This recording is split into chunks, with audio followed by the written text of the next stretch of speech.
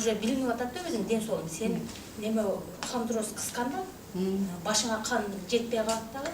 Анан кийин сенин көңүлүң өтүм ооруп атат окшойт деп анализдер калбады, тапшыра бердим. Анан кийин бар жолун тапшырып бүттүм. Анан кийин сайрап эле иштейт баалы. Ошого барсаң, ушинтип неме болосуң деп ошентип анан эжем айтты: "Баягыдан эле жабыштырбайсыңбы? Баягы эле бар го сенин немең" деди. Анан кийин сайрап эле эжеге айтып, анан кийин ошол жок го, биз уже климакс боло баштадык да. Климакс болуп атам уже. Анан кийин кой дедим, контракт түзүп, бир курс ичейин ошондой деп, анан кийин өткөндө келип контракт түзүп кеттим. 1 ай болду эле. Эми бул жегин дарысы өтүп кетсин, же болбосо ушулардын акчасы көбөйүп кетсин дебейм, өзүмдүн ден соолугум үчүн. Анан бир курс дарыны 2 жума ичкенден кийин уже мойнумда оорубай, башымда оорубай, климакс болбой жакшы болуп калды. Жакшы неме таасир этипчи. Анан уже Кудай буйруса, ол дарыны жарымына чейин ичип калдым. Ошо ден соолугум үчүн келдим да. Ошон үчүн силерге болгон немени жакшы өзүмдүн душаман айтып берейин дедим да. Иштеп экенбиз, акчаны өзүбүз табат экенбиз, бирок ден соолугубузга ошончо жумшабайт экенбиз. Себеби мына өзүмөн эле примерно өзүмөн алып көрүп атам да. Анан кийин мына жайнан келсеңиз деп ошентип атып, бүгүн да зорго болдум дейт, бүгүн келдим жайнан. Бир жагыбыздан башка ягынан өтүрүп атат. Эми бул жактын 2 жагы бар да. Ошон үчүн бул Кытайдыкы туура жагын түшүнүш керек. Анан бул жагы да болот. Вредный жактары да бар. Эжеге бир аз мен кошумчалап кетейин. Бул өзү лидер эже. Мен бунун аркасына беребиз. Биз өзүбүздү деле ойлойбуз. Элдерди да ойлойбуз. Элдерге жардам бергенче биз өзүбүздү да көтөрөбүз. Бул жерде жашыргандын эч эмеси жок. Ушу баардык кыргыздар билсе дейбиз да. Именно Москва шаарында 1,5 миллион кыргыз бар. Бул эженин бул жерге келиши 2-чи жолу, 3-чү жолу келип продукция ичип эле ден соолугу жакшы болгондо жок болуп кетет. Бул акыркы жолу келип контракт түзгөндө айттым: "Эже, болду, сиздин сыйыңыз бүттү. Эми бул жерден бизнес кылыңыз. Кругуңуздагы адамдарга эми соопчулук деген ишти деген баарыңыздар каалайсыздар да, адамга соопчулук кылышчы. Биз эми элде бирөө келип акчага сатып ала турган болсо, биз акча бербейбиз ал адамдарга. Ар бир келген адам ден соолук керек болсо, өзүнүн акчасына сатып алат. Неге биз все время эле чалып, өзүбүздү эстетип турабыз? Качандыр бир ден соолугу ооруп болбой калганда эстейт да: Жайнайгүл деген, Эркинай деген, Гүлзада деген, Динара деген кыздар. Биз ар өзүбүздүн кругубузда адамдарга чалып турабыз да, айтат: "Ой, ден соолугум болбой калды, ушу тампон айтты эле, ушундай маз бар деди эле, ортопедический пластырь бар деди эле" деп, анан эртели кечпи будан 2 жыл, 3 жыл мурунку адамдар бизге келип атат да. Бунун себеби айтып кетейин дегеним, если сиздер азыр деген мына выходной күндө именно Бакыт компаниясында отурасыздар, сиздерге ушул күндү именно буйрук насип эткен канчалаган адамдар бул информацияны уга элек, телефон чукуп, уйкуну уктап, сериал, кинолорду көрүп жатышат.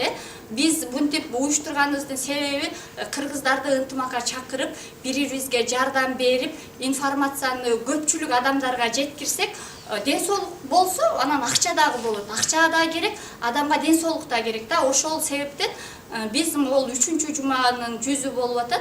Уюштуруп именно кыргыздар үчүн эс алуу кечеси одновременно таанышып, багы көп адамдар бар. Бир эле чөйрөдө иштейт да, ишке барат, келет, ишке барат, келет, болду. Калган жак менен иши жок. Ошон үчүн зона комфортунан чыгып, аралашып, дагы дополнительный мондой маалыматтарды угуп, акча табуунун дагы жолдорун билгенче жүрсө депчи. Мен Тубай Устроевичтен. Мен Карабалжыдан болом, асылым Гүлүм, ушу Сүлө атамыздын мамасы болом. Кызым да серьезный оорудан айыкты, менингиттен. Мен өзүм костный бирсүлөс болуп 4 жыл ооруп жүрдүм. Ошол оорудан мына суксону сууга болуп мал албайт элем. Колум ушундай шишип кетет эле. Кызым барып башым жууп берген күндөр болгон. Мына эми Кудайдын кулагы сүйүнсүн, Аллага шүгүр ушунчалыгына. Кызым жакшы болду, врачтарга деле рахмат. Булар деле жакшы болду эми. Кудайданбы, кыскасы себепкер болду деп анан Bizim vraçlar aytқан, самолет күч албайсың, көпчүлүккө аралашпайсың деп мына ушул жерден эле мен эметам да, айтты Кудай кааласа. Биде жетип албай чындап ыйлап кетем ушунча. Анан кайда ооруп башыбызды тийип жатып калганда анан чуркайбыз ага чейин орустар болсо кирип болуп түшкүргөн эле чуркашат да. Өлүп калайын, коюп барайын деп биз ошондой ошон үчүн баарыңарды чакырам кепнеске иштегиле, дарылангыла, байыгыла экинчи рет, анан акчага биринчи рет ден соолукта караш керек, а? Рахмат баарыңарга.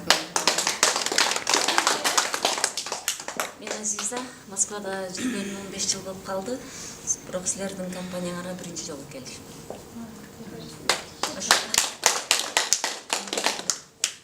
Мен атым Нурила, бул жерде иштегениме 10 жыл болуп калды. Мен Хеппинеске 2-3 жылдан бери келдим, бар жеженин аркасына.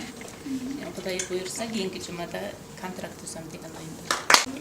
2 жыл башта бул продукцияларын алып ичкем. Сиропторун, чайларын, анан жакшы болгон.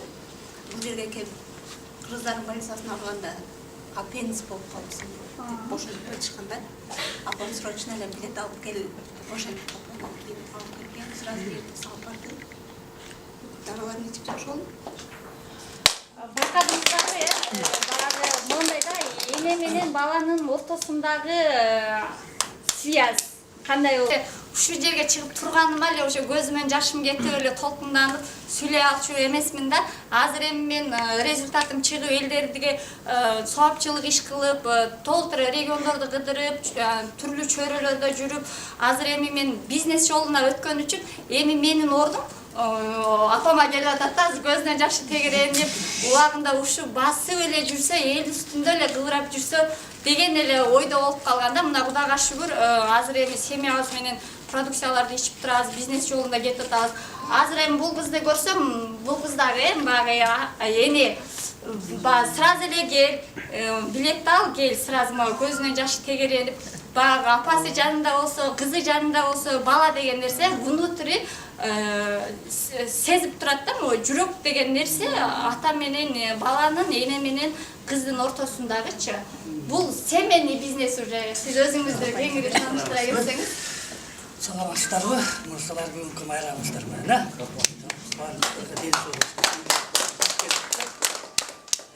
мен да ушу Москвада жүргөнүмө 2008 башта 10 жыл болуп калды да.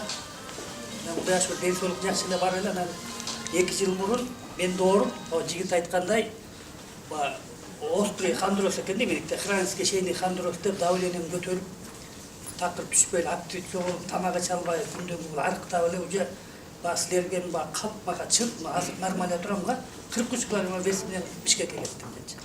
Анан барча менин келинчегим айтты, ушунда Хеппинес деген фирма бар экен, ошто экен кел, деди. Анан биякта мен барганда самолетко жүргөнгө да давление болуп атам дечи.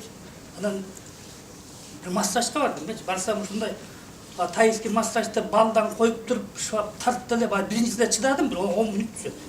Андан 3 күндөн кийин 10 күндөн кийин барсам дагы чыдай албадым. Муну коюп туруп тартканда ошо кожам айрылып берет. Анан жылыш жок, кол болсо көтөрүлбөй калды.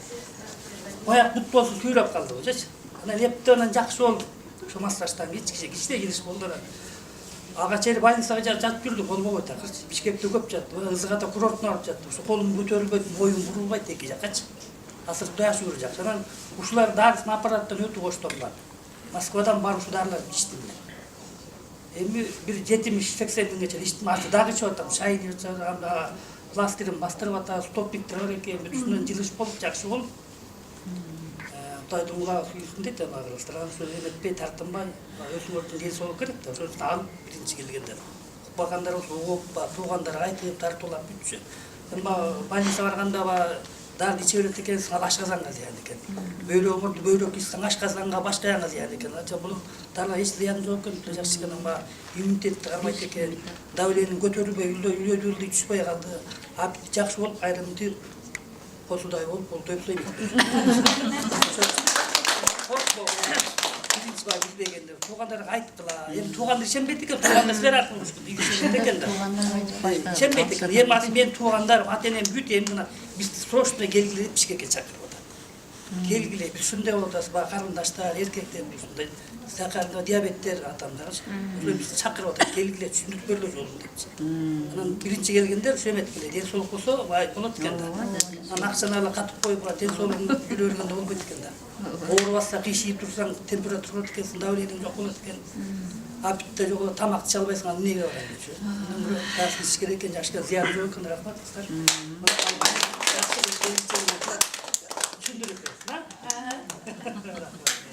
Саламатсыздарбы? Менин атым Барча. Компанияда иштегеним уже 1 жылдан өтүп атат. Буйруса 1 жылдын ичинде көптөгөн результаттарым бар. Бир эле кызыман эле эмес, мен шеригимде, половинкам десем деле болот, жигитим десем деле болот. Бул жактан вообще эле результатыбыз жакшы.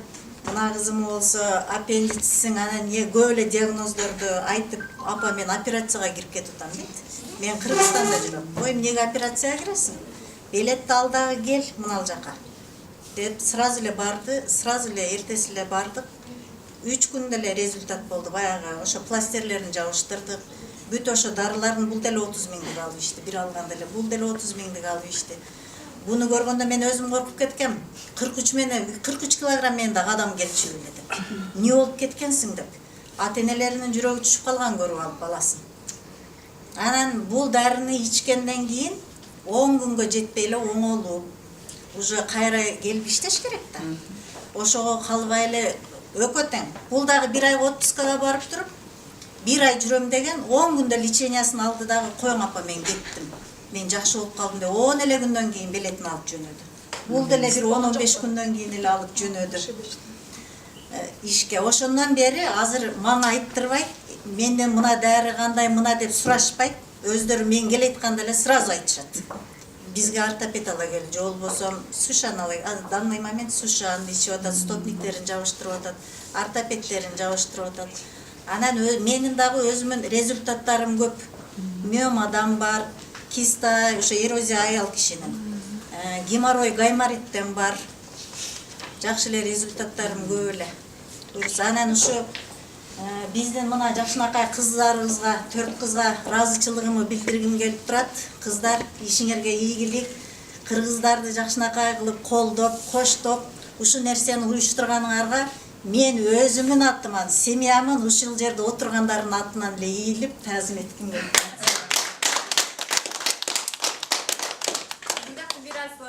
Биринчи жолу келишим. Биринчи жолу атыңыз ким? Атым Чынайым.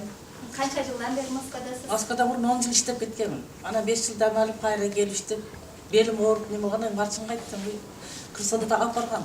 Апарып, немеге апартман түшүрүп, дарылар алып атабыз. Анан бияка келгениме 5 ай болду, мына 5-айда. Белим оорана дагы немесем жүрүнгө же. Ошо неме жакшы дегенден келдим. Рахмат. Бир чакырган адамыбызды болду бир эле жолу келбейм десе биз таштап койбойбуз. Акыбалын сурап турабыз. Жок, именно келип эле продукция алыш эмес.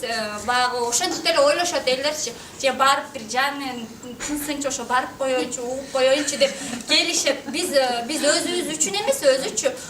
Ушу адамдардын жашоо турмушу, ден соолугу, акча жагы оңолсо деп ошол нерсени кылабыз да. Убакыттын өткөнүн көрдүңүзбү же? 10 жыл Москвада жүрсөңүз, сиз уже Москванын жашоосун жакшы билесиз. Москвада кантип адамдар кандай мээнет менен акча тапканды билесиз. Баа Кудайым бул жерде мынандай да. Бизге Кудай Таалам күнүнө берген шанс деп койду. Күнүнө ар бир күндө Кудай Таалам бизге көптөгөн шанстарды берет.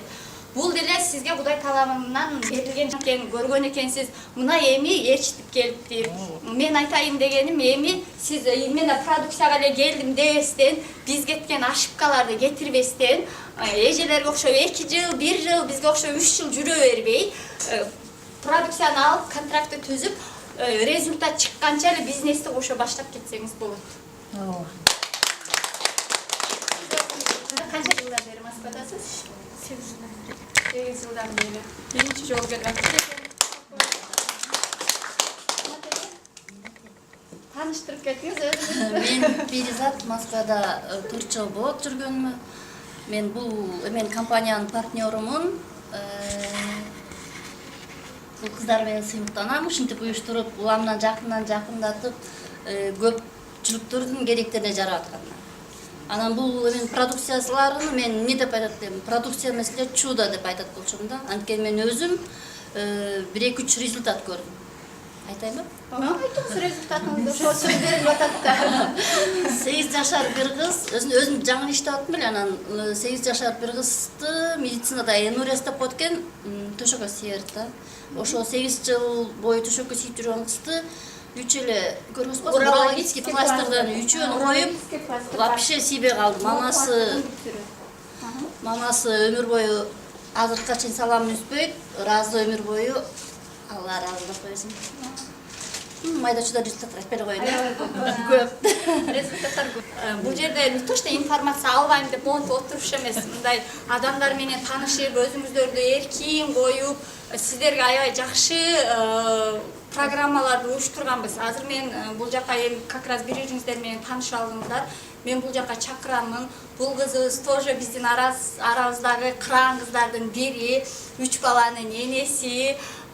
Москва шаарында азыр түрдүү биз мисалы могул жерде иштеген 4 кыз Оштон, Жалааттан, Таластан, Серанда биздин ортобуздагы айырмачылыктар, характерлерибиз, кыймыл жүрүш-турушубуздан аябай айырмаланып турат да. Ошол бизден айырмачылыгы ким эмне дейт, эмне деп атат, жасай аламбы, жасай албаймбы, баардык нерсени сүзүп өзүнүн алдыга койгон келечегин көздөп, азыркы убакытта интернет боюнча именно ушул направлениеде аябай жакшы салым кошуп бизге дагы үйрөтүп, өзүнүн каналын ачып, Эрке ТВ деп ушул кызыбызды чакырып койсок бул жака.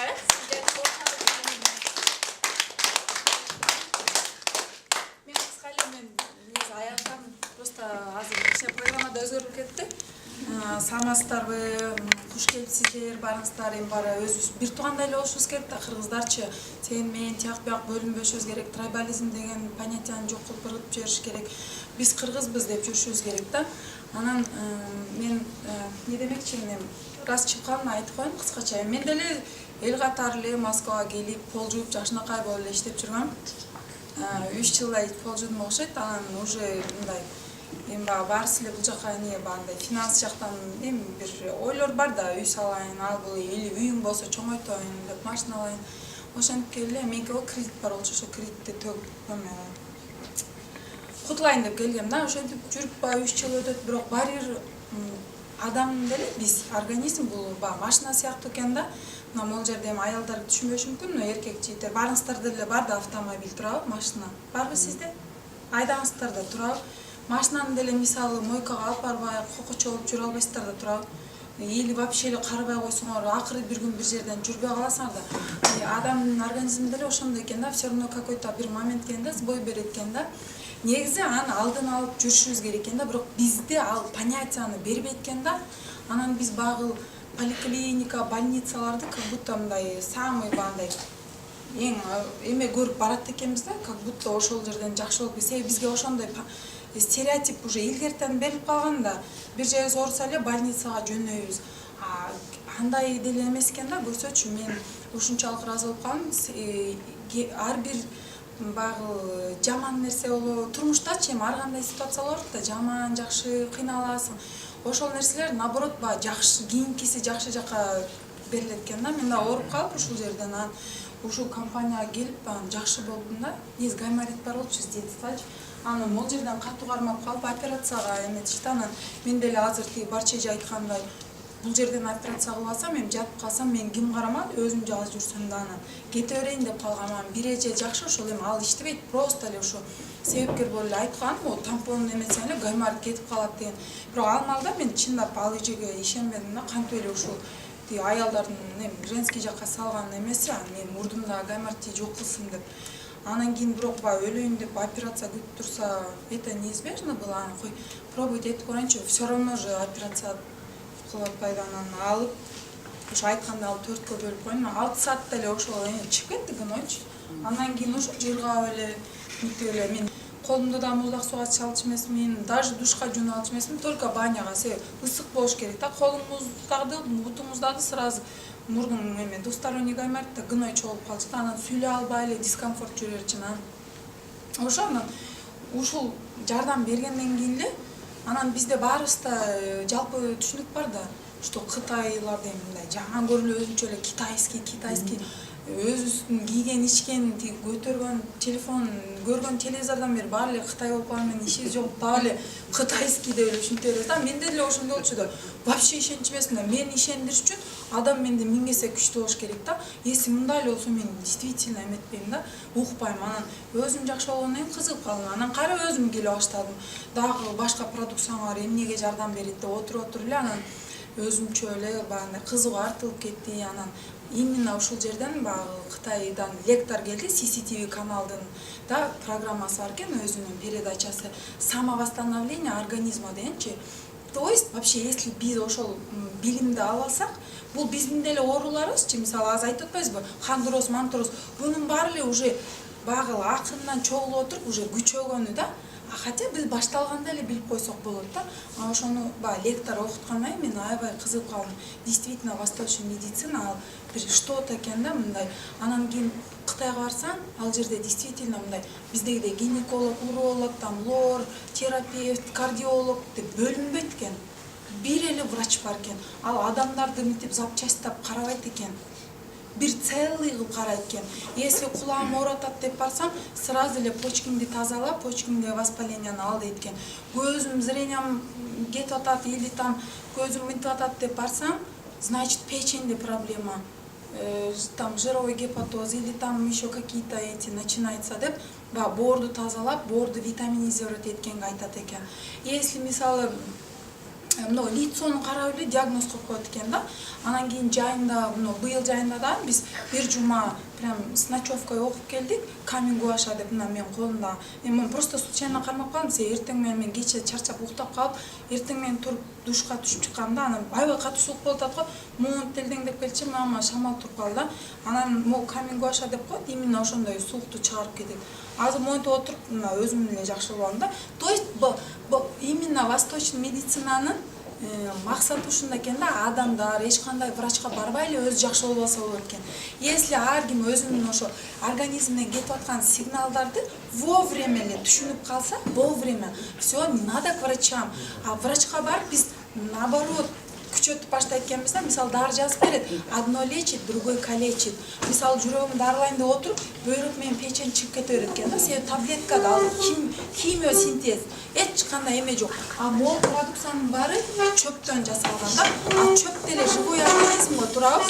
Сугарсаңар өсүп чыгат, сугарбасаң курап жок болуп кетет го. Ошон үчүн бул биосинтез именно жаратылыштын өзүнүн нересинен жаралган. Анан багы кардицепс деп коебуз. Азыр өтө популярный болуп атат, даже Европада.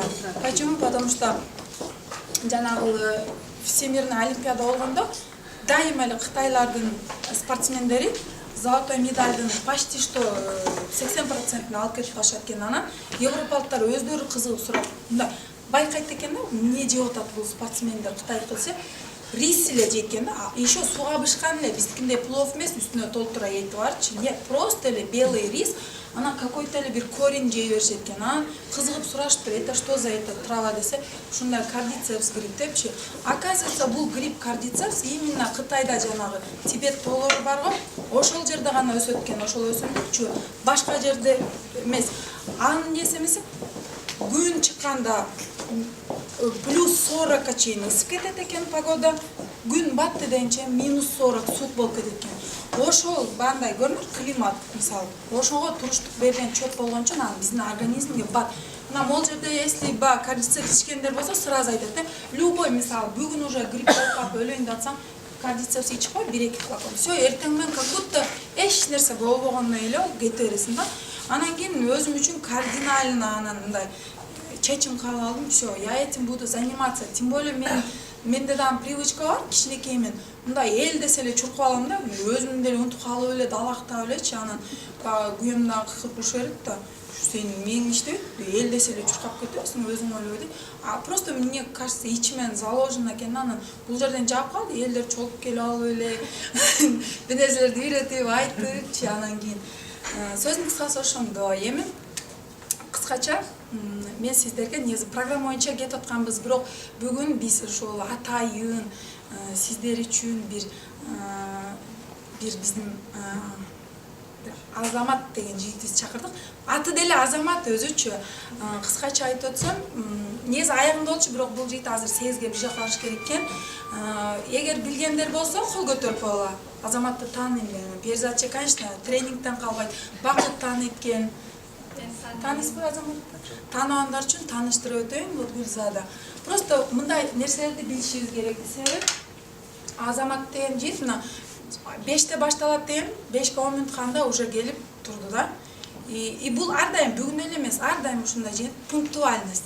Себебинде негизи биз пунктуальностька үйрөнүшүбүз керек да.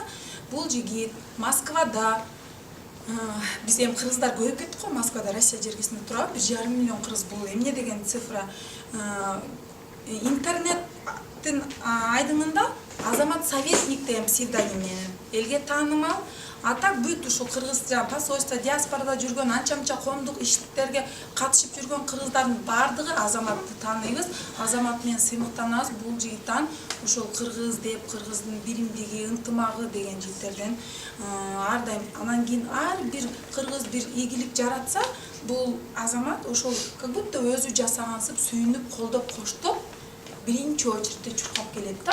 Биз мындай жигиттер менен сыймыктанышыбыз керек. Жана дагы биз Кудайдан тилешибиз керек, ушундай жигиттердин бүгүнкү күндө көп болушун да, көбөйүшүн. Себептен да багыл мен недавно жакшы бир нерсе окуп калдым, жана Алы Туткучев деген эме бар го, төкмө акын. Айтып атпайбы, атадан 3 уул жаралат экен да. Жан баккан уул, мал баккан уул, анан эл баккан уул да. Жан баккан уул чырмок сыяктуу болот экен да. Ал не то что элди бакмак тура, өзүнүн да жанын карап албайт экен да, за счет бирөө. Мага бер бар да, араңарда бар, же бир туугандарыңар бар. Бербесең таарынат эле, акчаң туруп мага бербейсиң депчи. Мына ошондой жан баккан уулдар да жаралат экен да. Өзүн да ойлоп, еще бирөөгө абуза болуп, анан мал баккан уул. Мал баккан уулдун айырмасы, ал, конечно, жашоосуна тың болот экен, мал салы бар да, там, может быть, азыркы тил менен айтканда бизнеси да бар, акчасы да бар. Бирок ал өзүнөн башканы ойлонбойт экен да, тереке окшоп эле узарып кете берет экен. Ал отундан башка эчтеке жарабайт экен алчы. Только өзүн ойлойт, мен деле болсо депчи. Анан эл баккан уул канчалык бандай дарак мөмөлөгөндө кандай монт шиңгилеп, ийилип, монт жерге жатып калат го.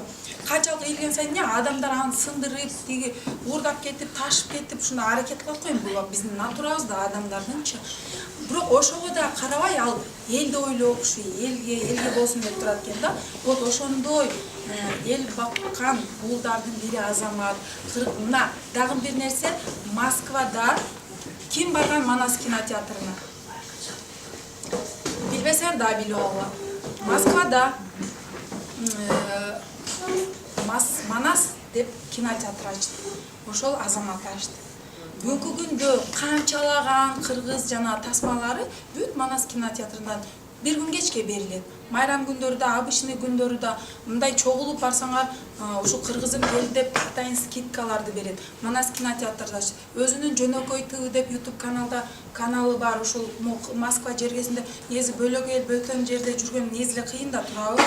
Ошол жерде жүрүп ийгиликке жеткен кыздарды, балдарды, байкелерди, эжелерди чакырып, ар бирине ошондой микрофон, эркин микрофон берип, ошолордон дагы кантип жетти, кандай жетти деп башка элдер дагы ошолорду угуп, ошолордой аракет кылат. Мүмкүн бирөөгө бир нерсе кеңеш керек болуп калат. Ошо женик анан кааласаңыздар Кыргызстанга учам десеңер, Амантест деген авиатур агентствосу бар, барып билет алсаңыздар болот. Анан кийин Москвага эң биринчилерден болуп, жана кыргыздын улуттук кийимдери, андай саркеш кийимдер деп коет. Ошол магазинди ачкан, Таганский метро, прям центр Москвада, Таганскийде барып, ошол жерден азыркы күндө уже продуктылар да бар, там өзгөнгүрүч. Эле Москвада не бар десең, ошонун баары Азаматта да. Анда кол чабуулар менен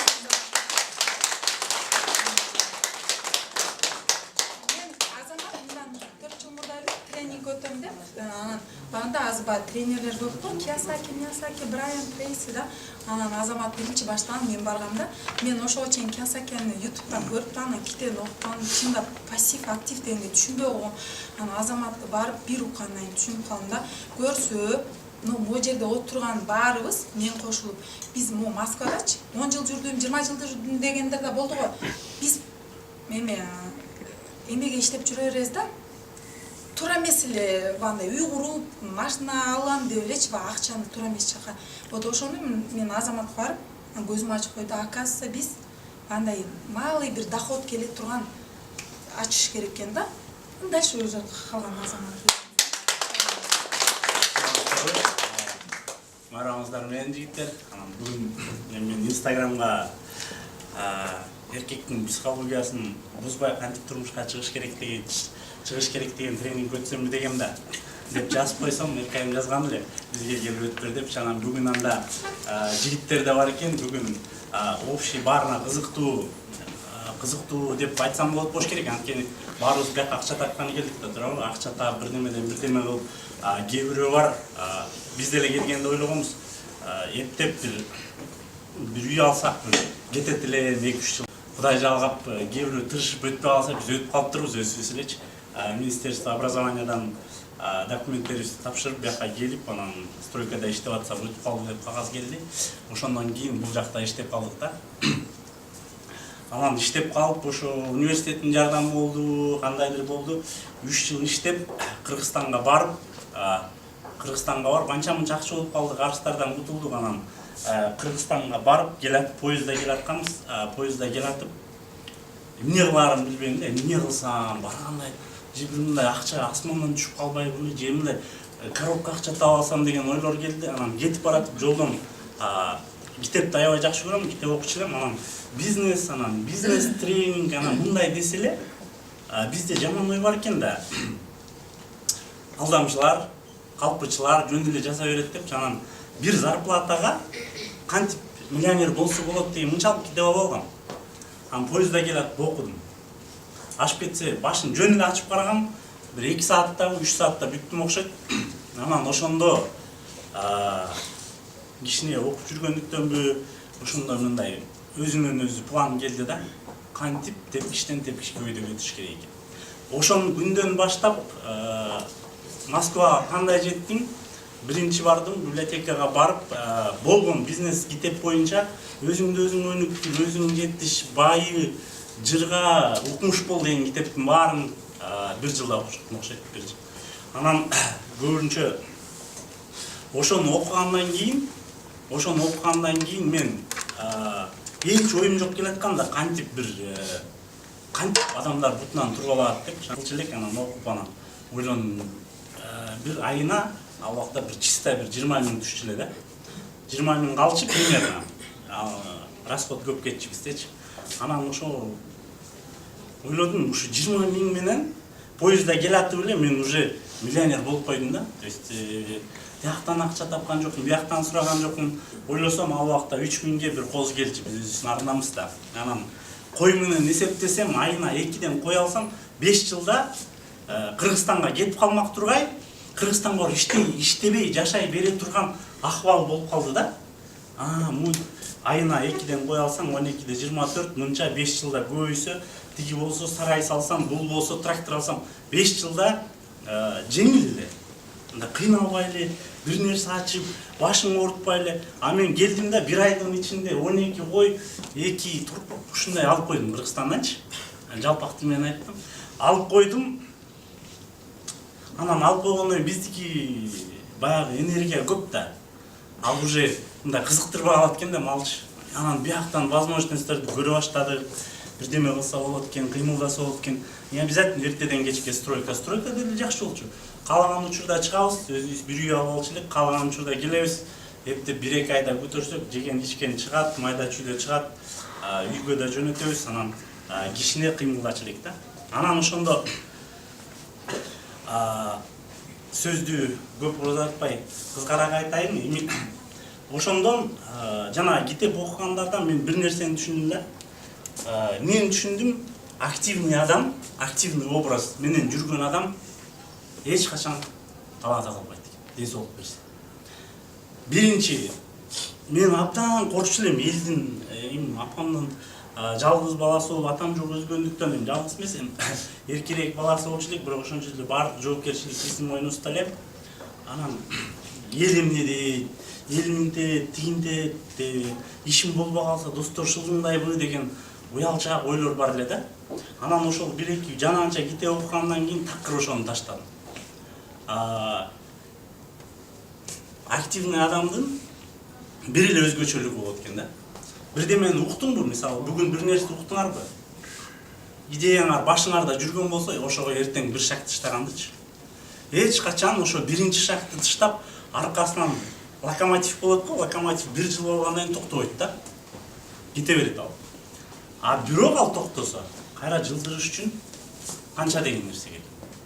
Жанагы металл эриткен заводдордо айтат го, бир металл завод куруш үчүн 5 жыл го дейм. 5 жыл жалып туруш керек экен да. Бир темпте калбай отчу. Анан ошого түшкөндө металл эрит дейт да. Ошо сыяктуу эле адам деле ошондой экен да. 5 жыл аракет кылсаң, бир күндө бир жакшы иш болот да. Ийгилик болот. Анан ошол күндөн баштап Москвага келгени ошол бир китептен жакшы нерсе окудум. Адамдын келечеги, адамдын ийгилиги 98% адамдын орусча айтканда общительности. То есть адам менен сүйлөшө билген адам гана успехке жетет экен. 2% атасынан калган байлык экен да. Ошону туура алып кете алган. Ошол күндөн баштап мен мурун тигини карабай, муну карабай, өзүм эле деп жүрчү элем. Андан кийин эл менен сүйлөшкөндө үйрөнүп баштадым. Эл менен мамиле кылганды. Баягы койчу ал болбойт деген нерсени такыр түйүп отурдум мен жок. Эркайым биринчи тренингке келгенде да мен ошондо элге биздики биринчи тестовый тренинг болчу, канча адам келет экен депчи. Ошондо деле жанагынча досумдун арасынан 7-10 киши келди да. Бирок буюрса ошол келген адам сөзсүз ушундай жерге барып тренинг жүргөн адамдын ийгилиги сөзсүз болот. Ар бир орусча айтканда осознанный сделанный шаг сөзсүз обратный эффект берет да.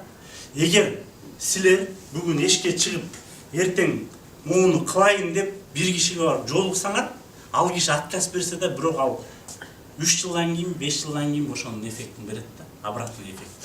А биз болсо неосознанно кыймылдайбыз да, жумушка бардык, отурдук, бүттү, зарплата бар, Кудайга шүгүр кеттик. Зарплата бар, Кудайга шүгүр кеттик. Зарплата. Биздин кемчилигибиз бир эле нерсе, баарыбыздыкы. Мен ошо китепти окуганча эмне үчүн Америка мындай өнүктү, эмне үчүн Япония анча өнүктү, эмне үчүн Германия мынча өнүктү, эмне үчүн Франция мынча өнүктү деп ойлоп жүрчүмүн, тиги правительство укмуш экен депчи. Жок. Эч качан президенттен деген күнөө айткан адам өзү күнөөлүү да. Президенттен азыр Кыргызстанда Кудайга шүгүр бар экен. Кыргызстанга барып, Москвадан барып, үй салып аткандар бар, этаж үйлөрдү салып сатып аткандар бар, көлдөн дача алып ошону жайында берип аткандар бар. Анын баарын Кудайга шүгүр Өзбекстанда же бөлөк жактагыдай эмес, бизде ачык да. Демек, бир гана биздин өзүбүздүн ийгилигибиз өзүбүздөн гана зависит этет. Мен гана өзүмдүн жашоомо өзүм жооп берем. Жана үй бүлөмдүн багышы менин мойнумда, жана Кыргызстандын келечегин мен көтөрө алам бир бурчун деп моюнга алганда, канчалык чоң ответственный моюнга алсаңар, ошончо силерде эртең менен тургуза турган энергия пайда болот. Кечинде уктатпай турган энергия пайда болот. Эртең менен уялып аткан жерге бара турган энергия пайда болот. Бирөөнүн кол алдында иштеп жүрсөңөр дагы ошо бирөөнү келечегин бирөөнүн кол алдында эмес, өзүңөрчө иштеткенге мүмкүнчүлүк ар бир адамда бар. Ар бир адамда биринчи эмне керек? Кыймыл керек. Ошондо мен айтып атпаймынбы жана койлор менен эсептегем деп, ошондо мындай элестетсеңер, акчаны туура колдоно албаган адам эч качан ийгиликке жетпейт. Мисалы, бир адам бар эле, мен ошону иштеп жүргөн учурда ал бир крутой фирмада иштейчи, 60 миң алчы, биздики араң 20 миң, 25 миң, 30 миң болчу да. Анан ошо акчаны туура распределить эткөн тренинг бар, буюрса анда дагы өтүп берсек болот. Ошондо мен кыскача айтканда мындай эле да. 30 миң менен аныкы деле 5 жылдан бери жашоосу окшош эле, аныкы деле. Бөлөктөрдүкү 60 миң деле окшош эле. Айырмасы эмнеде? Айырмасы мээде туура эмес акчаны колдонгондон да. Мисалы мен азыр бир жылда 2 жолу барып чет мамлекетке барып үй салып келем да. Эмнеге үй салып келем? Каяктан акча табам? акча мен атайын таппайм. Болгон эле түшкөн доходтун 2,05%-ын же 5%-ын стабильно айтайын, айына бир 5000-ди воля-неволя коюп коймой баары бир өзөлөбүз депчи.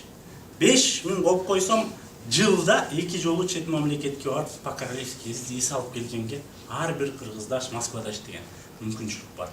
А бирок эч ким кылбайт, анткени эмне кылабыз биз? Түшкөн акчанын биринчиден туура эмес колдонобуз, экинчиден баары Кыргызстанга кетет, Кыргызстандан той менен жолука кетип турат. Ошон менен баягы эле акча жок. Ал эми мен жана пример айтып атканымдын себеби, эгер жана 60 000 тапкан киши 5 жыл мен айткан тактиканы колдонгондо Кыргызстанга барып жашабай эле жөн жаткымак чалкап элечи. Самый элементарный пример. Ошол убакта квартиралар арзан эле, айына 30 000ден болуп турса 5 жылда 2 квартира болмок. 2 квартираны Бишкектен деле берсең, Оштон деле берсең, квартираны берип койсоң, ошол акча определенный прожиточный минимумга жетмек. А эгер ошол акчага мал алып койсоң, канча деген акча? Эгер эле ошол акчага определенный проценттин соотношениясы менен банкка салып койсоң деле, барганда анча-мынча жашаганга жетет. Же болбосо ошону менен Кыргызстанда кичинекей чакан магазин алып, ошону иштеткенге жетет да. А биздин кемчилигибиз эмнеде? Мен башында келгенде айттым го, 3 жыл иштегем, акчанын эмне болгонун билбейм. Вроде 3 айда карыздан кутулганбыз. Андан калган 2,5 жыл кийдик, иштик, үйгө акча салабыз, сурайт, акча салып коебуз. А Кыргызстанга барганда 1 айдан кийин кайра Москвага келгенге акча жок калат да, карызда сотуйбуз. Неге? Бир эле нерсе бар бизде. Акчаны эле туура эмес колдонобуз. Акчаны туура колдонгонду билиш үчүн сөзсүз определенный капитал келечек үчүн деп коюш керек. Мисалы, буякта зарплата алгандар азыр примерно средний 40 000 турабы. 40 000 мурун 25 алып жүргөндө деле ушул эле состояние болчу да турабы. 20 алып жүргөндө деле ошол болчу. Такыр албай жүргөндө деле Бишкекте жүрчү эмес болуп турабы. Ошол эле состоянияда жүрө беребиз да. А эгер ошол мен макул 20 алып жүрөм деп туруп, ар жакта 20 000ди дагы бир нерсеге откладывать этсек, бизде жакшы ой пайда болот. Каяка? Бул акча менен мен өз алам дейсиз. Бул акча менен мен бир жака барып өз алып келем дейсиз. Бул акчаны мен садакага бере алам. Бул акча менен мен келечекте кичинекей стабильный бирөөнө партнер болгонго кудуретим жетет. Бул акча менен мен балдарымдын келечегин обеспечить ете алам. Мендер болуп бияка кел, стройкада иштебесин, же грузчик болбосун, ден соолугун бузбасын десек. А биздики болсо бир гана максат бар. Айлык деп жанталашып жүрөбүз. Айлык алганы билбейсиң эмне кылышты делечи көбүбүз. Баягы бирөө бар да, мен мынтип айтам дайымачы. Айлык баары сенин колуңда деген калп депчи. Ага ишенбейм. Баары бөлөктөрдүн колунда, ошону алганды билиш керек. Анан сүйлөп атпайсызбы? Продукцияларды бизде даны времяда 50дөн ашык продукциянын түрү бар. Именно бир эле адам бир эле продукцияга келген болсо, болду, ошол адам ошол продукцияны сүйүп калат да бул жердечи. Биз адамдын организмин 3 бөлүк менен лечение кылабыз. Лечение эмес, бул өзү профилактикага, бизде адамдар профилактикага алдын алууга ичпейт. Ошондуктан биздики келип эле уже лечение болуп кетип атат да. Биринчи бөлүккө кете турган продукциялар бул 4-5 продукция. Могу өзүңүздөр көрүп тургандай стопный пластырь, почечный чай, спутник прекрасный еди, сүйбөнлүү кан тазалаган капсула. Булар биринчи курс леченияга кете турган продукциялар. Бул стопный пластырь таманга коюлат, түнү сиздер уктап атканда организмдеги токсин шлак солдорду тартып чыгарат. Давление, сахар болсо нормализует, варикоздор болсо дагы жакшы жардам берет. Кыскача айтайын, почечный чай бул өзү эле аты айтып тургандай почкадагы таштарды, туздарды сийлик аркылуу чыгарат. Одновременно ашказандын иштешине аябай жакшы жардам берет. Бүт организмди тазалайт почечный чай. Бул эки продукцияны биз сладкая пара деп коебуз. Эмне дегенде адамдын организминде кан тазаланганда уже бардык оорулар уже секиндик менен жоголот да. Кан эле таза болсо бардык оору проблема чечилет. баштан буттун учуна чейин канды суюлтуп тазалайт. Спутник прекрасный деген бул 12 ичеги менен иштейт ашказан боюнча. Кимде запор бар болсо, ашказанда язва болсо, 12 ичегиде язва болсо, анан багы адамдар азыр сразу эле операция кылып өт алдырып коюп атпайбы? Өттүндө проблемасы бар адамдарга, өтү жок адамдарга именно тамак сиңирүүгө аябай жакшы жардам берет. Бул продукциянын дагы бир жакшы жери семирем деген адамдарга тамак менен кош ичилди да бүт эле мени сурай берет, эмнеге сен өзүң ушудан ичпейсиң депчи. Мен өзү ушул турушум, мен өзүмө чындын айтсамчы, эч жерим оорубайт деп өзүмдүн жүрүшүмө басып турган удобно да, ошон үчүн мен мындай семирем деп ичпейм бул продукциянычы. Көпчүлүгү ушундай айта беришет да. Чайлардын 2-3 түрү бар. Бул баланс плюс, бул организмдеги баланска келтирип турат. Основной бул чай действительно Кытайда өзүңүздөр билет болушуңуздар керек, биринчи местада Кытай чайлары турат. Биздин баланс плюс чай бул 2,5 жылдын ичинде даяр болуп чыкты да, бардык чайлардын эң алдыңкы местада турат. Бул чай основной жана инсулин принимать эткен сахардан проблема болгон адамдар өзү медицинада нелечимый айтылат, бирок андай эмес. Именно ушул продукциялардын жардамы менен, чай баланстын жардамы менен инсулин принимать эткен сахарный диабеттеги адамдардан аябай көп результаттар чыкты.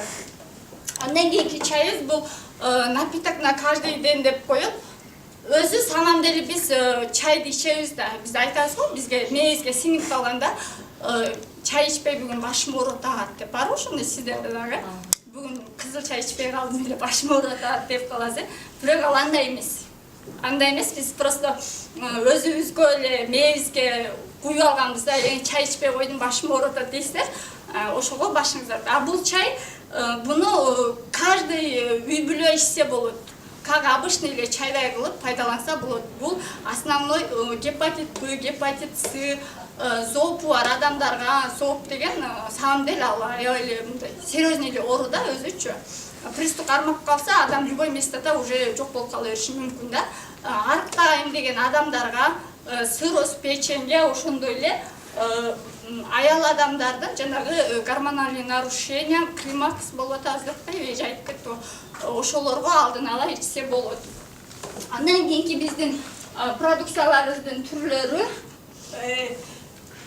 могу рыбыжыр деген бар, бул 3 омега, 6 омега, 9 омега деп именно бул сосудтарды тазалайт, көздөгү зренияны, андан сырткары бул адамга энергия дагы берет, жүрөктүн иштешине аябай жакшы жардам берет. Кальцийлердин 2 түрү бар, детский кальций, взрослый кальций депчи. Өзү адам баласында скелетти уже сөйөк кармап турат да, аны өзүңүздөр жакшы билесиздер. Уже кальций жетишпей калган времяда уже зрение начарлай баштайт, чач түшө баштайт, адам уйкусу келип чарчап, уже сила азайып калат да. Ошон үчүн бизде айтылат, күнүндө 1 килограммдан творог жеп туруш керек дейт. Биз творог дегенди жебейбиз да, чындыгындачы. 1 килограмм эмес, кичинекей порцияны дагы бир жумада 1 жесек жебесек жок. Туура эле нерсе ал өзүчү. Андан сырткары формула омоложения деп бул өзү айтып турат, бул аял адамдарга керектүү витаминдердин бардыгы бар составында. Климакска төрөгөн аялдарга, арктайм деген адамдарга, формамы кармайын, бетиме тырыш түшпөсүн, дайыма жаш болуп жүрөм деп жатса, ушул эле продукциянын жардамы менен результат чыкса болот. Андан кийинки продукциябыз зеленый кардицепс. Бул өзү 14 жаштан жогору балдарга берилет. Потому что составы өтө күчтүү, манты названиясы унутуп калдымчы, аттычы. Эмне деп айтылат эле? Манты маралы. Составында өтө күчтүү чоптор да, составы кардицепс өзү 76% кардицепстен турат. Бул именно эркектерге дагы аябай жакшы. Эркектердин мужской проблемаларды чечүүгө болот. Простатит, аденома, ооруларды, тукумсуздукту жоюуга болот. именно ушул продукция. Андан сырткары дем алуу органдарына бизде открытый туберкулездон көп результаттар чыккан. Медицинада открытый туберкулез уже ал всю жизнь адам менен кошо кете турган оору дейт, андай эмес. И Сүйшан бул основной акыркы чыккан продукциялардын бири бул онкологияга арналган. Онкологиянын биринчи, экинчи стадиясындагы адамдарга именно ушул продукциянын жардамы менен аябай көп результаттар чыкты. Давлениясы бар адамдарга женский проблемалар биринчи, экинчи стадиядагы сыроз печень, гепатит Б, гепатит С, вообще эле бардык оорулар боюнча онкологияга. Анын дагы кеңири информация аласыздар. Прокладкалардын 4 түрү бар. Андан сырткары набор косметика. Анан сиздерге дагы самый главный компаниянын визиткасын эсимен чыкпаптыр да. Компаниянын визиткасы бул тампон. Көпчүлүк эле айтып берет, тампон кичинекей эле нерсе, кантип ушул нерселерди чечет деп. Чындыгында ошондой. Бул Сингун тампон бул 65 чөптүн тамырынан жасалган. Именно благодаря ушул тампондун жардамы менен бизде деген аябай көп балдар төрөлдү. Аял адамдардын эрозия, киста, миома, рак шейки матка бүт ооруларды без операция ушул эле тампондун жардамы менен чечсе болот. Андан сырткары мен өзүм эле бир 6-7 жаш балдар кыздарды гаймориттен лечение кылып айыктырганмын ушул тампондун жардамы менен. Эркин айтып кетпеди, бир эле ушул тампонго келгем деп. Чындыгында күчтүү бул тампон. Экинчи тампон бул аялдардын сулуулугу үчүн. Бул боюнча дагы кошумча маалымат алсаңыздар болот. Андан кийин пластырлардын түрү бар. Бул аялдардын көкүрөк оорусуна, бардык көкүрөк ооруларын без операция ушул эле пластырдын жардамы менен айыктырса болот. Андан сырткары зоопко да сүйкөсө болот. И ортопедический пластырь. Ортопедический пластырды аябай көп партнерлорубуз көп жакшы тааныйт. Потому что именно ушул продукциянын жардамы менен жанагы позвоночниктеги любой местодагы грыжалар без операция, шейный хондроз, остеохондроз, тизес ооруйбу, чанчкак турабы, чыкана ооруйбу, кайсы ооруган жерге жабыштыра берсе болот. Бул ооруну рассасывать этип, соруп тазалап чыгарат. Бизде да бир айтып турган нерсе, медицина менен биздин тибетский медицинанын айырмачылыгы, бизде могу продукцияларды профилактикага алып ичсеңиздер, продукция өзү табат. Адамдын кайсы жеринде оору бар. Бир эле продукция ичсеңиздер, ошол продукция адамдын кайсы жеринде оору бар, өзү эле барып, өзү эле козгоп, причинасын таап, түп тамыр менен тазалап чыгат. Медицинада деген мен лично өзүм 1 жыл больницада менингит болуп жаткам. 1 жылдын ичинде мен уже башым клеткасы 64-төн 6 жолу жүлүндөн салганда уже 4-5 нормага түшкөн да. Бирок итоги медицинада мондой бир эле организмди лечение кыла берет дагы, калган организмдер уже керектен чыгат. Кыскача продукция боюнча маалымат алдыңыздар. Эми дальше биз калган программаларды улантайлык.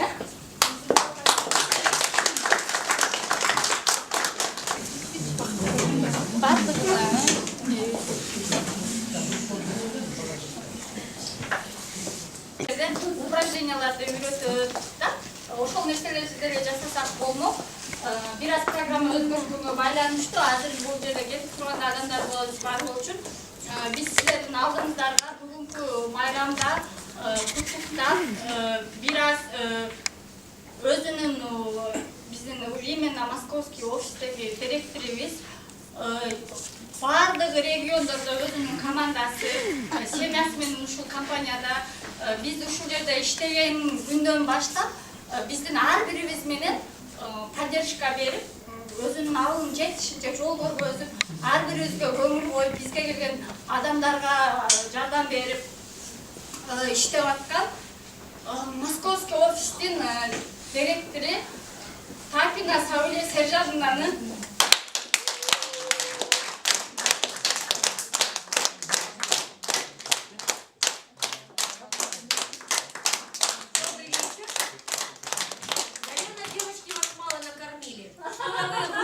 так, как будто бы спать хотите. Родине. Конечно же, с праздником вас, дорогие мужчины. И у нас еще есть кое-какие подарки для вас. Что хочу сказать. Нравится вам формат проведения?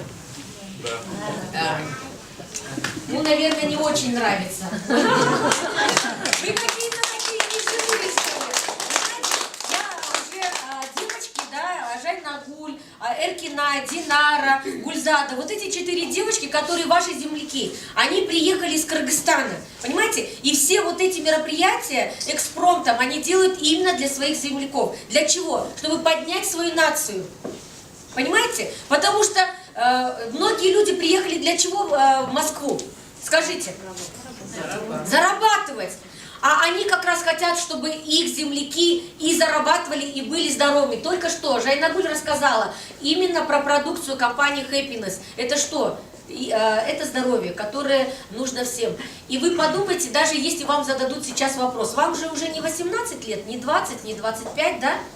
Вы можете вернуться назад в прошлое и поменять свою жизнь? Нет. Нет, не можете. Вы можете в прошлое вернуться и заново стартануть? Нет. Знаете, что вы можете? Дать вам совет? Да. Вы можете сейчас стартануть и поменять свою жизнь, и финиш у вас будет абсолютно другой. Согласны? Да.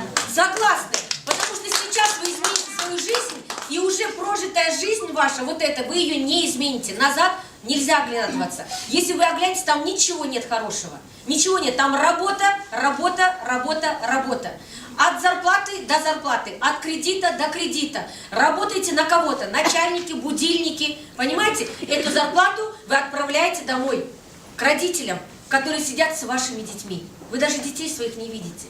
А жить тогда для чего? Зачем? И именно эта компания Happiness, она пришла, чтобы помогать всем людям, абсолютно. Неважно религии, неважно национальности, неважно возраст, неважно образование, неважно мужчина или женщина, ребенок или пенсионер, всем абсолютно. Поэтому вы обязательно этих девочек послушайте. Они большие молодцы, они сделали такую лепту, да, чтобы именно помочь вам. Что они делают? Они дают возможность, они делятся с вами. Шанс Всевышний дает каждому. Вот вы сидите, вы тоже так же сидели и слушали информацию. Каждому дается шанс, но не каждый его берет. Кто-то просто послушает сегодня, потусуется и уйдет. Есть такие. Кому-то нужно здоровье, возьмет себе продукцию, а кому-то деньги нужны. Ну, про деньги вам девочки еще расскажут, я думаю, да? То есть здесь, если даже кому-то продукция нужна, опять деньги же нужны, чтобы ее купить. Правильно? И мне нравятся слова Шопенгауэра, что даже поистине бедный, нищий, но здоровый человек, он счастливее богатого с деньгами, но больного короля. Согласны? Сколько бы денег не было, если здоровья нет, бесполезно. И есть такая притча, вот берутся разные люди, да, менталитет разный, неважно, какие там у него уровень мышления, да, есть 3 категории, это как евреи, это как русский народ и как мусульмане, разные, да, христиане, мусульмане, буддисты, есть же много, да, разных видов. И теперь смотрите, как к своей жизни относятся евреи. Знаете, кто это? Да. Это умный народ, да, которых хотели во время мировой войны истребить. У них очень хорошо работает голова. Евреи, что они делают, чтобы не заболеть? Как вы думаете? Давайте пообщаемся. Что они делают, чтобы не заболеть? Они заранее, еще не болеют, начинают пить продукцию. Понимаете, БАДы, биологически активные добавки, активные, чтобы не заболеть, они заранее пьют. Русский народ, что они делают? Они, когда заболеют, начинают бегать. Аптека, больница, поликлиника, везде начинают бегать, начинают лечиться, когда уже заболел. А вы, мусульмане, мусульмане что делают? Ничего. Они, когда умирают уже, они говорят, надо было лечиться. Уже лежит, умирает, и говорит, ну ладно, пускай деньги детям останутся. Понимаете? Вот что мусульманский народ. То есть до такой степени работают. Эти деньги опять надо тратить на здоровье. Они, потому что здоровье оставляют. Вы сейчас работаете продавцами, дворниками, техничками, кондукторами, поварами, неважно, где-то работаете. У вас есть свой бизнес? Поднимите руки, у кого свой бизнес? А почему? Не здесь, а Киргизия есть. А почему вы здесь? А там дети работают. Дети работают, это их бизнес. У вас есть бизнес? Ага. Ну, это мой бизнес же. А что именно, можете сказать? Там у меня, я торгую дордое. Ага. У меня есть контейнер, и там детские товары продают. Так, вы бизнес имеете? Да. Молодец. Теперь смотрите, магазины, у меня там на рынке точки, бутики, да, мы бизнес имеем. Вот у вас там кто, дети работают в этом бутике? Да. Или продавец есть? Нет, сын. Сын. Да. А если он не выйдет на работу? Бизнес будет идти? Нет. Нет. Нет. Вы бизнес имеете? Вас, это, знаете, я скажу, бизнес имеет вас, а не вы бизнес. По полной программе. Почему? Потому что вы у вас дети там, а если они не выйдут, бизнеса нет. Если продавец, надо продавцу платить. Надо поставщикам, надо товар, надо налогообложение, декларации, пожарная часть, санэпидстанция. Каждый приходит, дай, всем дай. Скажет какой. Расскажите, пожалуйста. Мен неме ушта қатты ооруп калдым. Биринчи оору меники невропатия болду. Невропатия болду дагы анан неме болду. Лицевой парализ, правой стороне болду.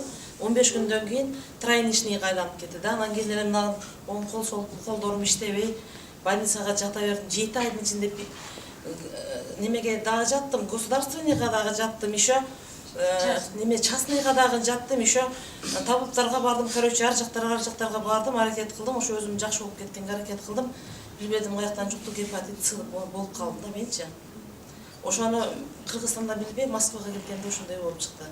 Эми Кудайга шүгүр, келип Жайнагүл ушундай ичсеңиз болот дейт. Ушуну ичсем болобу, болбойбу, келип алып Сабилисер жанага кирип айттым.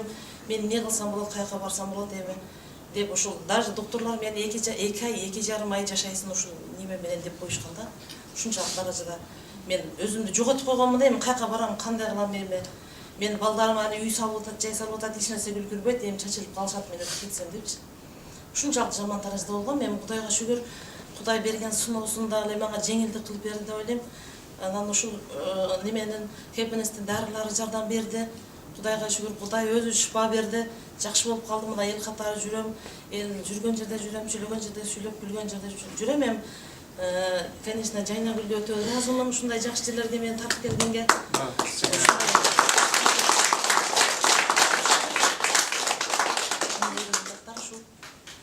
Аябай жакшы ыраазы болуп жүрөм, ушу элдердин арасында жакшы жерлерде жүргөнүмө. Ошол ишенип, ичип, жеп көрө беришкен экен. Эми менде мурда деле шанс болгон. 2011-жылы деле шанс болгон. Ошого ишенген эмес. Мен чындап Кытайлардыкын эч нерсесин иштетпейт элем, кийбейт элем. Кытай десе качат элем да, Кытайдын бир нерсесин иштетпейт элем. Мына эми Кудайга шүгүр, азыр аябай жакшы результат да, мына ичкен жеген аябай жакшы, Кудайга шүгүр. Мен уже доктурлардын айтканы боюнча мен бул күндө жок болушум керек эле да. Жок болушум керек эле, жашабашым керек эле да. Ушунчалык даражада неме болгон да, мага. Кудайга шүгүр эми жакшымын.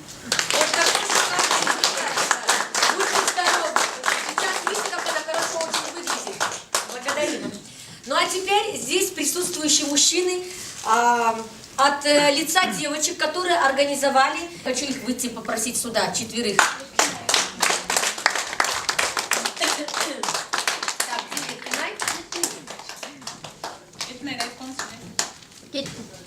Вот эти девушки, которые приехали тоже на заработки, они тоже вам сами расскажут, где они работали, как они работают. Я знала их, когда они даже на русском языке не могли говорить. Вот Кинай наша, пойдемте. Вот эти 4 девочки. И что они решили? Это будет история успеха, это будет история, в общем-то, в каждой вашей жизни, кто примет участие, да? Они могут изменить вашу жизнь. Благодаря им, понимаете, вам нужно за них просто зацепиться, как клещ. И от имени этих девушек Динара, Эркинай, Жайнагуль, Гульзада, запомните эти имена. Сегодня они хотят поздравить здесь присутствующих мужчин и подарить каждому, чтобы наши мужчины, спина не болела, радикулит не было, остеохондроз, костное заболевание, да? Вот эти пластыри. Давайте мы сейчас под аплодисменты вызовем сюда всех мужчин. Вы хотите? Поздравить вас с праздником. Пойдемте. Вот сюда, вставайте. И вам вручаем каждому здоровья. Женщины, аплодисменты. У вас тоже скоро праздник будет. Они тоже будут вам хлопать.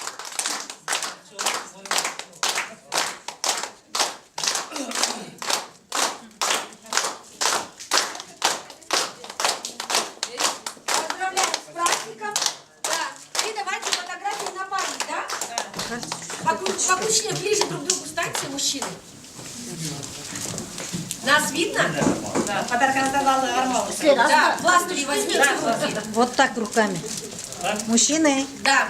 28-го, всего лишь 27-го один день. Крупномасштабное мероприятие. Там будут лидеры говорить, там ваши соотечественники, там ваши земляки будут рассказывать, что они такие же, как вы, люди. Тоже жили в Бишкеке, в Аши-Жалалабаде, на Рынях, в Залгияне, неважно, в каком городе они жили. Но они стали миллионерами, они сделали это. Такие же ноги, такие же руки.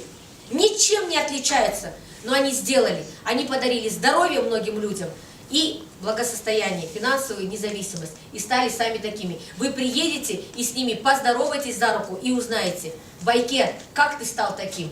Эдже, почему ты вот успешно, а я нет? Вы все это увидите и услышите. 27-28 апреля в Алматы, в Казахстане, пока стоит 3000. К девочкам обратитесь, они вам предоставят эти билеты. И обязательно сообщите всем своим родным и близким. Хорошо?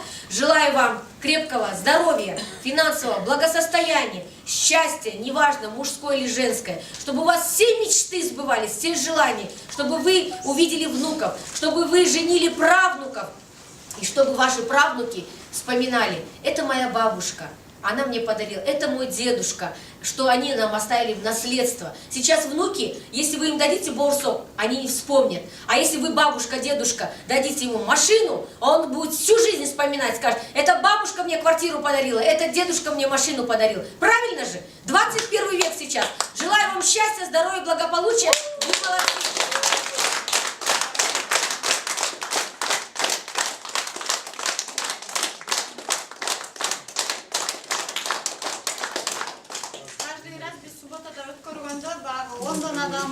Адам, 15 адам, 20 адам болып көбейтіп жатат да. Биздин алдыга койгон максатыбыз ар субботада ушу адамдардын количествосы, саны көбөйүп, биринен бири информация угуп, биз эми адамдарды заставлять этпейбиз да, биз жол эле көргөзөбүз.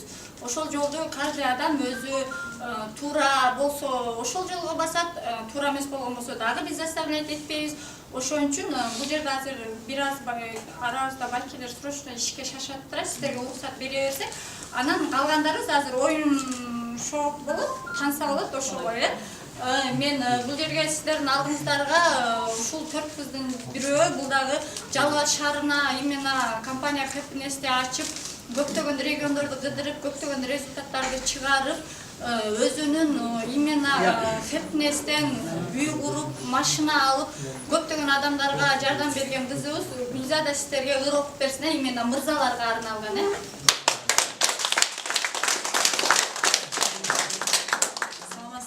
Куш келипсиздер. Бүгүнкү баарыңыздардын майрамыңыздар менен бүгүн майрам болуп, шылтоо болуп, арыз чогулуп калды да. Жигиттер, баарыңыздарды бүгүн өзгөчө куттуктап кетким келип атат. И бүгүн Бакыт компаниясына келдиңиздер. Өзүңүздөр бактылуу адамдар экенсиздер. Себеби именно бул Бакыт компаниясы давай өзүңүздөр биринчи кол чапып коюңуздар.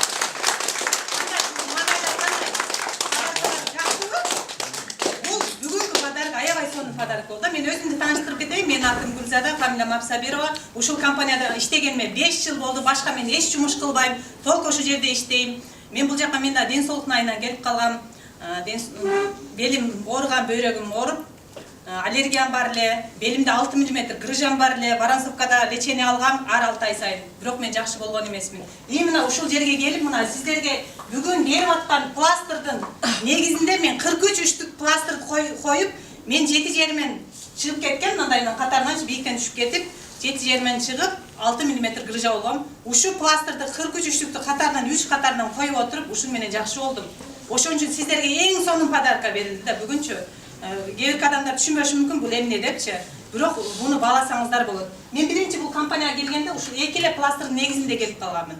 Ошон үчүн алыңыздар, өзүңүздөр колдонуңуздар. Ушу эки пластырды өзүм попробовать этип көргөндөн кийин, андан кийин ушул жерге келдим да. Сиздерге дагы бүгүнкү берген белегибиз ошо өзүңүздөр, именно өзүңүздөр алыңыздар дагы бүгүн барып колдонуп көрүңүздөр. Бул 3 суткага жетет. Белдеги грыжаларды, бел ооруларды, бөйрөк ооруларды именно жерде остеохондроз болуп уюп калат желке орган жерлерге. Ошол жерге койсоңуздар, бул 3 күндүн ичине чейин жабышып тура берет. 3 сутка кармагат.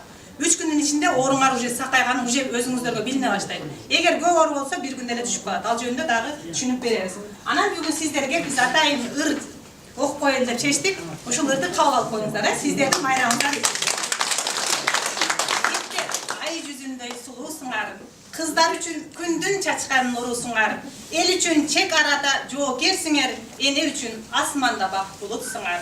Толкун болуп деңиздин күчтүү жери, толкундай бол кыргызымдын жигиттери, 99 өнөрдүн ээси бол деп толук эне төрөгөн сени мени. Чоку болот тоолордун бийик жери, чокудай бол кыргызымдын жигиттери, чок кармаган кол менен баатыр бол деп чоң атабыз үйрөткөн сени мени. Мырзалар, сиздер бар, биз сулуубуз. Баарыңыздардын майрамыңыздар менен.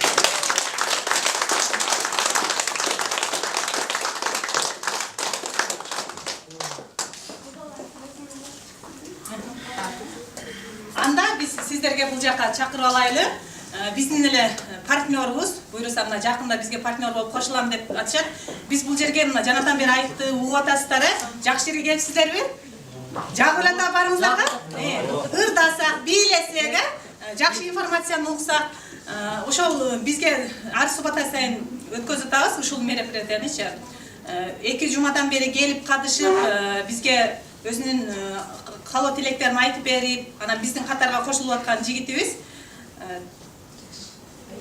Айтбекти чакырып койсок.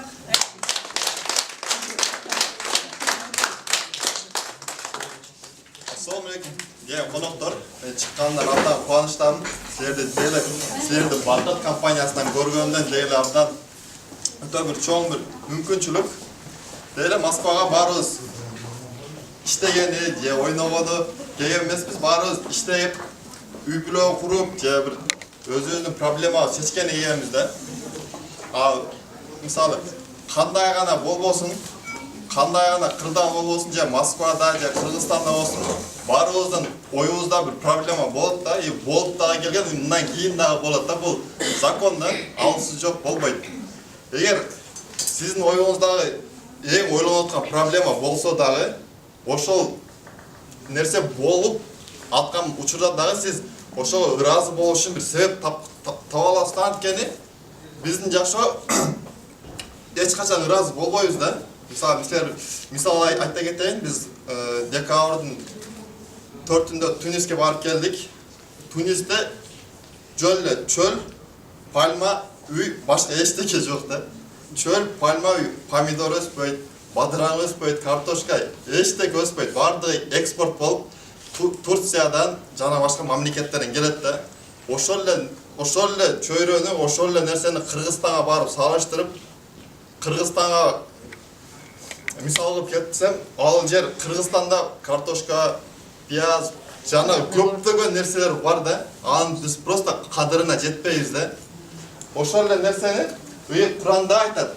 Биз берген нерсеге ыраазы болгула, биз ошону силерге көбөйтүп беребиз дейт да. А биз кыргыздар качан эле ыраазы болбойбуз, себеби паркына жетпейбиз да, бар нерсеничи. Ден соолуктун кадырын качан паркына жетебиз, качан жок болгону паркына жетебиз. Анткени биздин менталитет ошого мындай түрткү болгон да. Биздин менталитеттин жакшы жактагы бар, жаман жактагы бар да. Ошо жаман жактардын бирөөсү ошо качан бар нерсенин кадырына качан жок болгонуна жетебиз.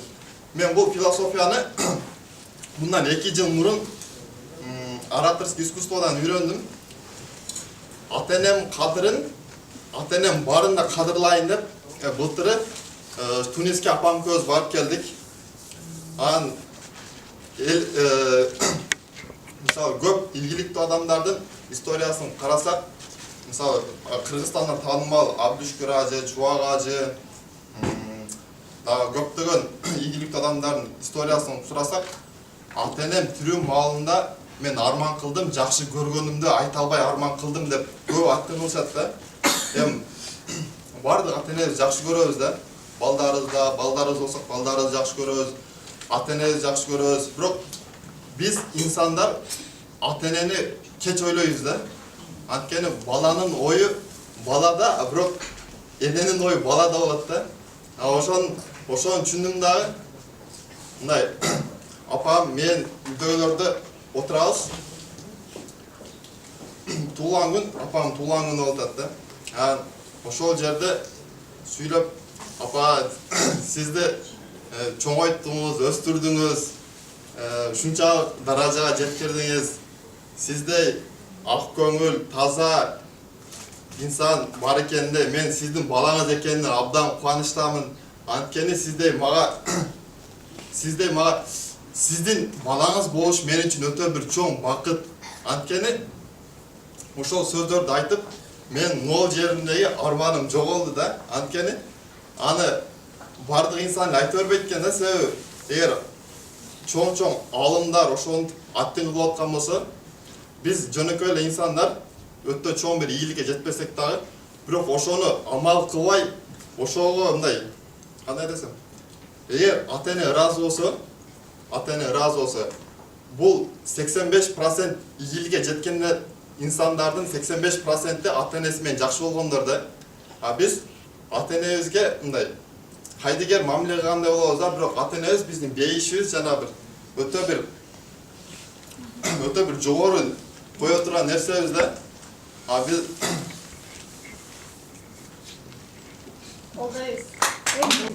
Так что ар бириңиздер ошондой максат коюп үйрөнүшүңөр керек да. Вообще-то мисалычы всех денег все равно не заработаете. И тем более зарплатага иштегенде эч ким эч жакта байыбайт. Бул уже факт. Биз уже тренингтерге барып, анан мисалы мен деле башында тренингтерге барганда аябай мен деле ойлочумун, булар бизге окшогон баш жоктор чогултуп алып байып атат да дейчим да. Мен бул аябай чоң катачылыгым болгон экен. Себептен бүгүнкү күндө мына Сайтмурат Давлатовду ким гана билбейт, ошол эле Запад Европанын жана тренингтерди мусулмандарга өзгөртүп туруп, биздин менталитетке ылайыктап туруп берип атат. Ошол бир эле киши 18 бизнести ачып койгон да. Канчалык благотворительный иштер жасайт, кайрымдуулук иштерди, жардам берет. Мисалы, бул даже мына Айтбек деле ошол жаш болсо дагы бул вовремя түшүнүп калды да, мен кечке суши жасайт берейин. Повар болчу. Если бул 15 саат бою кечке повар болуп иштегендечи, бул 15 саат бою только эле иш кылмакта. Туурабы? Анан кийин ошо бир айда бир алчу зарплатасын алмакта, Кудай деп кайта кийинки айга чейин иштей бермек да. Бирок какой-то мере бул ошол нерсени түшүнүп калды дагы, кой мен өзгөрүшүм керек экен деп туруп аракетин баштады. Мына жаш болсо дагы көп нерсени түшүнүп калды, мына уже алган билимин иш жүзүнө алып каратат да. Өткөнгү суббота келгендер болсо билесиздер, келбегендер болсо, өткөндө айттык Айтбек, биздин проблема билбегенден эмес, могул жерде олтурган баардыгыбыз өтө акылдуубуз. Баарыбыз эле акылманбыз да, акылыбыз ашып, ташып атат демелечи. Азыр любойна даже керек болсо 100 адамга кеңеш берип жүрөбүз да, мында акыл үйрөтүп, мынтсең болмок, тинт деп даже бирөөнүн жакшылооруна чейин кийлигишип консультация беребиз го. Кеп просто биз билебиз, бирок өзүбүз кылбайбыз да. Бул 99% адамдын кемчилиги да. Анан кийин биз деле мына ушул компанияга келдик, себеби биз түшүнүп калдык. Традиционный бизнесте, мына могул жерде азыр ыр окуган Гүлзада Москвада кафе иштетип жүргөн Мундуз депчи. Байкеси азыр деле иштетет. Бирок бул ооруп калган малда түшүндү. Оказывается, ошол кафени иштетем деп жүргөндөгү кетирген ден соолугу, ошол заработать эткен акчасы жетпей калат да. Ошол эле мисалы зарплатада иштегенде мен башында эле айттым го, иштей бересиң, акча табасың, но ден соолук кетет да. Мы то есть зарплата алабыз деп биз өзүбүздүн Köpküler bir baytılanlar olsa, kalorçular çıkırda azar hakikaten ben çok buradayız. Bahçeli. Çıkalım. Ben hiç degenlerde de paylaşımda.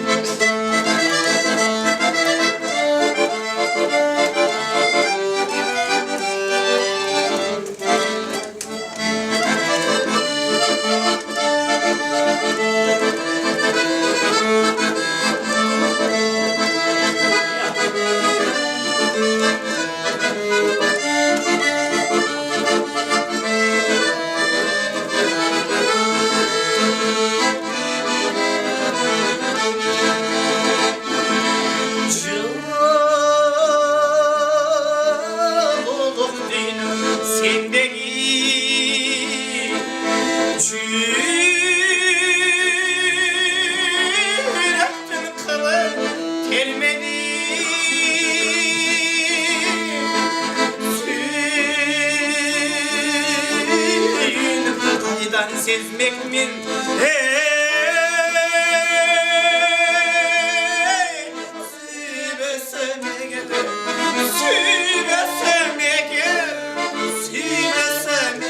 min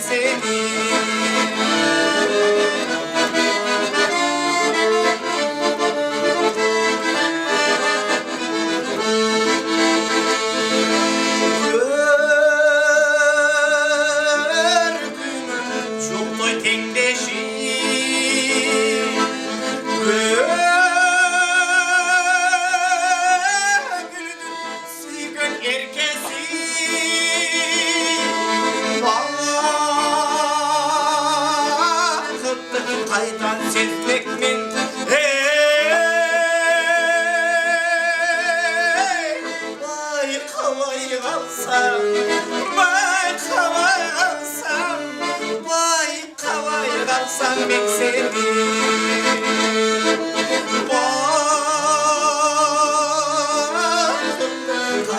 Sezmek min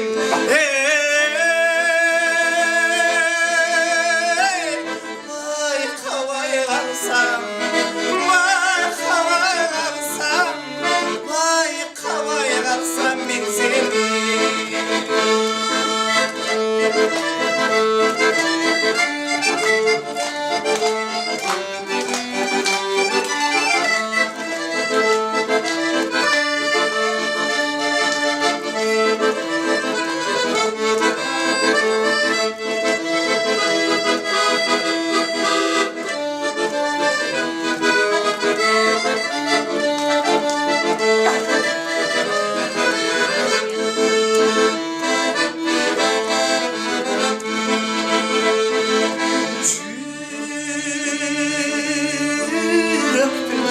Sezmeyi arzusun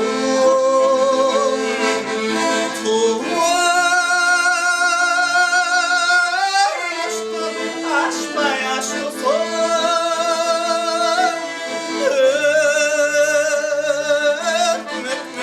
seni görmesem ömrün sezmeyi sezmeyi tatlısın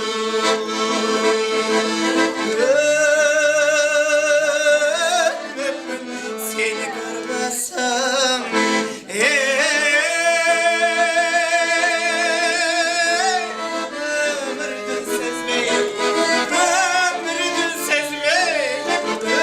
ömrün sezmeyi tatlısın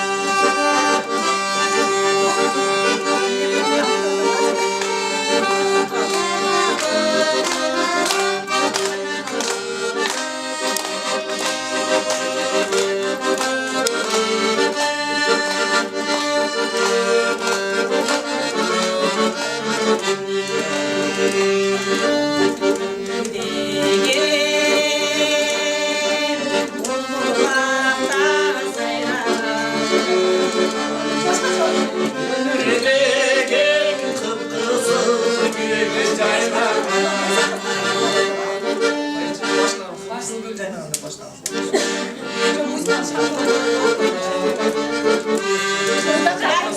Sen de bırak.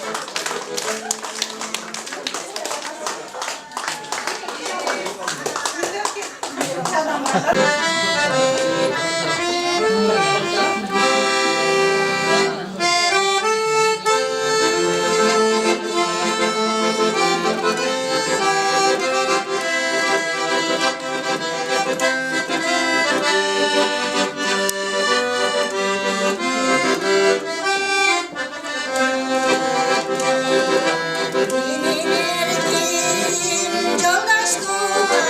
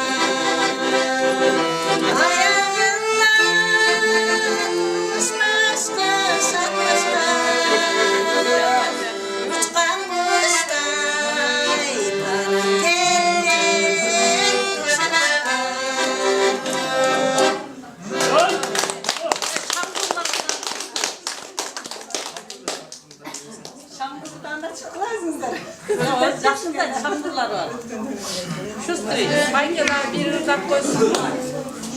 Bayke öz kızlar. Yok, bir de koysun.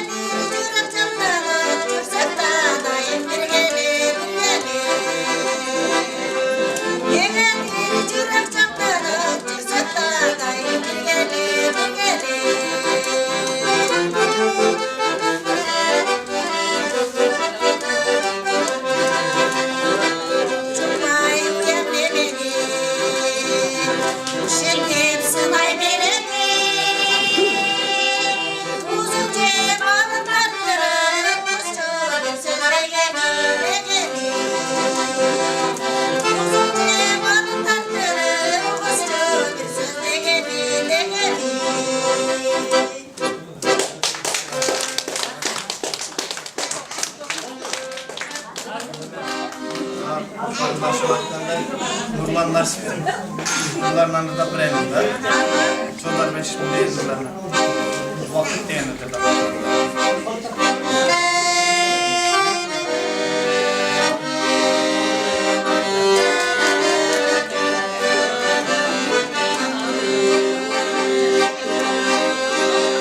Kançu bakıp öttü aradan. Bize köprüs yüz görüş alay. Caman oy baba, caman oy baba. Men dale boş olup oydum.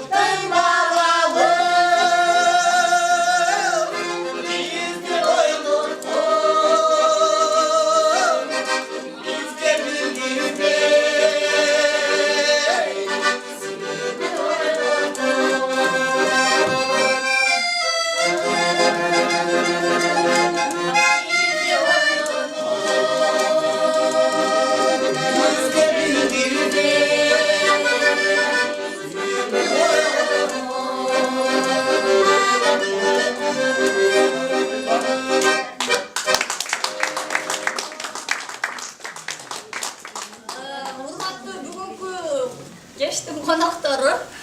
Сиздерди дагы бир жолу мырзаларды бүгүнкү майрамыңыздар менен куттуктайбыз. Сиздер бар, биз бар. Багы үйдүн бөткү ата эмне деп коет, казандын эмеси апа, аял адам именно биз аталарыбыз, энелерибиз, бир туугандарыбыз, эл журтубуз, тууган уругубуз тынч болсун, мекенди коргогон, мекенди сүйгөн жигиттер менен биргеликте аял адамдар дагы биз бар болойлук, бири-бирибизге жардам берип, бири-бирибизге